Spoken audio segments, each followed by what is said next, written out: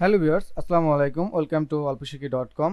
আজকের পর্বে আমরা দেখব এক ক্লিকে কিভাবে এতগুলো ডিজাইনে আপনি আপনার লোগো অথবা যে কোনো ধরনের সিম্বল রিপ্লেস করতে পারেন। তো চলুন কথা না বাড়িয়ে সরাসরি টিউটোরিয়াল চলে যাই।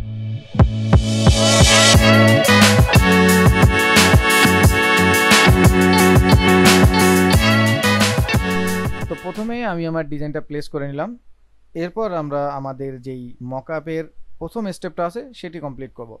তো মকআপের ক্ষেত্রে আপনাকে একটা জিনিস মাথায় রাখতে হবে, সেটা হচ্ছে স্মার্ট অবজেক্টের ব্যবহার। আপনি স্মার্ট অবজেক্টের ব্যবহার যদি না করে মকআপটা তৈরি করেন, তাহলে সেক্ষেত্রে আপনাকে এটা বারবার কিন্তু কাজ করতে হবে বা বারবার রিপ্লেস করতে হবে।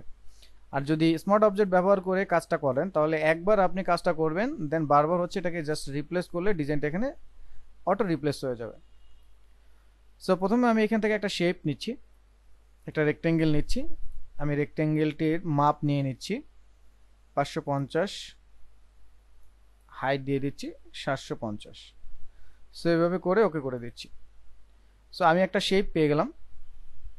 এই শেপটি আপনি আপনার মতো করে সাইজ করে দেন এটাকে স্মার্ট অবজেক্ট করে নেবেন। আর এখানে আমি বোঝার জন্য জাস্ট লিখে রাখতেছি edit me. So edit me লিখে রাখলাম। দেন এখানে মাউসে রাইট ক্লিক করে আমি স্মার্ট অবজেক্টে কনভার্ট করে নেব, convert to smart object. So এটা করে নিলাম।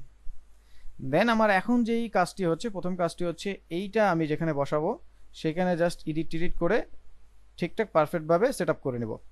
তো কন্ট্রোল টি দিয়ে আমি ট্রান্সফর্ম করে একটু ছোট করে নিচ্ছি। সো ছোট করে এটাকে রাইট ক্লিক করে একটু রোটেট করে নিচ্ছি। সো এইবার আমি এটাকে রাইট ক্লিক করে ডিস্টর্ট করে যেখানে এটাকে বসানোর দরকার আমি সেভাবে বসিয়ে নিচ্ছি। জাস্ট এভাবে বসানো দরকার, এভাবে বসিয়ে নিচ্ছি।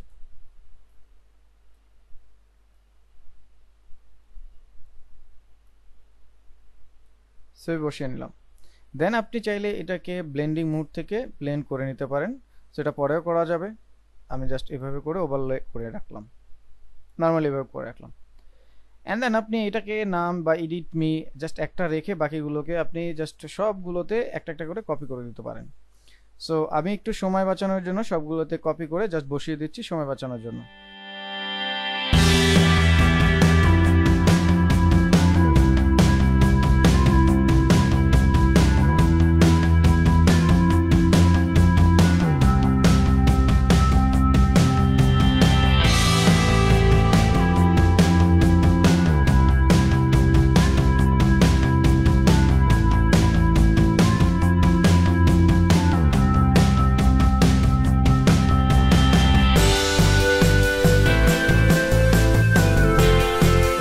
এখন আমার কাজটা পুরোটা শেষ হয়ে গেছে। তো আমি জাস্ট নর্মালি যেটা করব, যেভাবে আসে ঠিক সেভাবে রেখে এগুলোকে আমি গ্রুপ করে দিচ্ছি। কন্ট্রোল জি দ্বারা সবগুলোকে সিলেক্ট করে গ্রুপ করে দিচ্ছি। সো গ্রুপ করে দিলাম।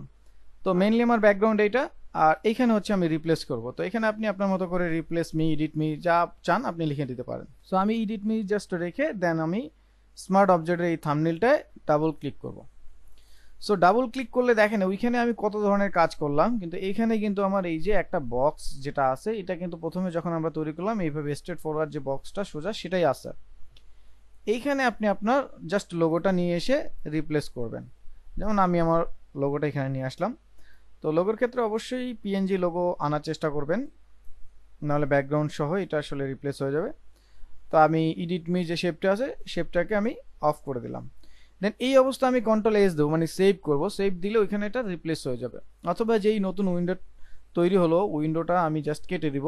এখান থেকে কেটে দেওয়ার সময় বলবে সেভ যা যা চেঞ্জ করছেন সেটা সেভ করবেন কিনা। তো অবশ্যই সেভ করব, ইয়েস। তো সেভ করার সাথে সাথে দেখেন এটা প্রত্যেকটা জায়গায় এটা কি হয়ে গেছে, রিপ্লেস হয়ে গেছে। খুবই সিম্পল। তো এইখান থেকে আপনি আপনার মতো করে এটাকে জাস্ট মডিফাই করে নিতে পারেন। দেখেন এখন আমার কোনটা কোন জায়গায় দিলে পারফেক্ট লুক আসবে এটা কিন্তু আমি এখান থেকে আবার মডিফাই করে নিতে পারবো। সো এখান থেকে দেখে নেন আপনি কোনটা দিলে আপনার পারফেক্ট লুক আসবে, ব্লেন্ডিং করে নিতে পারেন। সাপোজ আমি এটা এখানে রাখলাম, এটা এখানে রাখলাম, আমি 90 করে দিচ্ছি অথবা 80 করে দেন। সো 80 করে দিচ্ছি। সো এটা এখানে পারফেক্ট। দেন এই যে এটা যেটা আছে এটা আপনি আপনার মতো করে চেঞ্জ করে নিতে পারেন। যেমন এটা থাকবে, মানে যেখানে যেটা আসলে আপনি পারফেক্ট মনে করেন সেটা আপনি রেখে দিতে পারেন। সাপোজ এটা এখানে রাখতে পারেন, রেখে এটাকে 80 করে দিতে পারেন। দেন এটার কথা চিন্তা করেন, এইখান থেকে জাস্ট চেঞ্জ করে একবার জাস্ট রেডি করে রাখলে বাকিটা সব নর্মালি আর চেঞ্জ করতে হবে না। সো এখন আমি যখন এটাকে রিপ্লেস করব সবগুলো কিন্তু এটা অটো রিপ্লেস হয়ে যাবে। সো এটা কিন্তু দারুণ একটা বিষয়। তো আমি জাস্ট সবগুলো একটু ফাস্ট করে জাস্ট করে নিচ্ছি।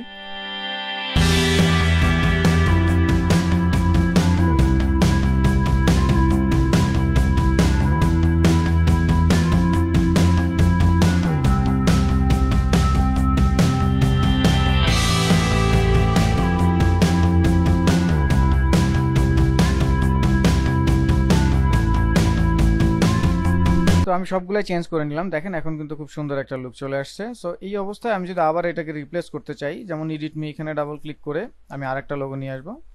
সাপোজ এখান থেকে এই লোগোটা আমি নিয়ে আসলাম, তো এটাকে এখানে বসিয়ে দিচ্ছি, নিচেরটা জাস্ট অফ করে দেবো, জাস্ট এটা বসিয়ে দিলাম। দেন কন্ট্রোল এস দিয়ে সেভ করে দেবো, just normally control S save. Then আমি যদি যাই, দেখেন এগুলো সব আগের যেই জায়গাগুলোতে ডিজাইন ছিল সেখানে রিপ্লেস হয়ে গেছে, অটো সবগুলো রিপ্লেস হয়ে গেছে। এখন আপনি যেমন হচ্ছে দেখেন এই যে এই জায়গাগুলোতে এগুলো মিলে গেল। তো আপনি যদি চান শুধু এইটার উপরে, যেমন শুধু এইটার উপরে আমি এখান থেকে সলিড কালার নিয়ে আমি হোয়াইট করে দেব, আর জাস্ট এটার উপরে ক্লিপিং মাস্ক করে দেব। সো নাও সি দেখেন এটার মধ্যে ক্লিপ হয়ে গেছে। এখন যত লোগো হবে এটা এরকম হোয়াইট আকারে আসবে, যেমন এই যে এগুলো, এটাও আপনি সেম কাজ করতে পারেন। সো এটা আপনি সেম কাজটাই করতে পারেন। আমি জাস্ট এটাকে সিলেক্ট করে এই যে এখান থেকে আপনি সলিড লেয়ার নেবেন, হোয়াইট করে দিবেন, দেন এটাকে ক্রিয়েট ক্লিপিং মাস্ক করে দেবেন। সো রাইট ক্লিক করে আপনি ক্রিয়েট ক্লিপিং মাস্ক করতে পারেন। নাও সি দারুণ একটা বিষয় কিন্তু। সো আমি জাস্ট করে দেখাচ্ছি ফার্স্ট।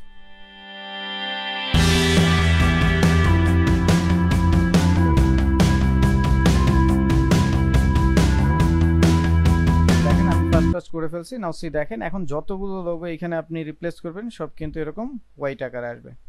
সো এটা দারুণ একটা বিষয়। আপনি যখন জাস্ট একটা জায়গায় যখন এটাকে আপনি রিপ্লেস করবেন, বাকি সবগুলোতে এটা রিপ্লেস হয়ে যাবে। তো এই বিষয়টা দারুণ, যারা বুঝতে পারছেন তাদের জন্য তো ভালো, আর যারা বুঝতে পারেন না তারা অবশ্যই কমেন্টে জানাবেন। তো কমেন্টে যে কোনো ধরনের প্রবলেমের সলিউশন কিন্তু আমরা দিয়ে থাকি। তো এই ছিল আজকের টিউটোরিয়ালে। তো টিউটোরিয়ালটি ভালো লাগলে অবশ্যই লাইক, কমেন্ট, সাবস্ক্রাইব করবেন। তো ভালো থাকেন, সুস্থ থাকেন, দেখা হবে অন্য কোনো পর্বে, অন্য কোনো টিউটোরিয়ালে। ততক্ষণ পর্যন্ত টাটা, বাই বাই, আসসালামু আলাইকুম।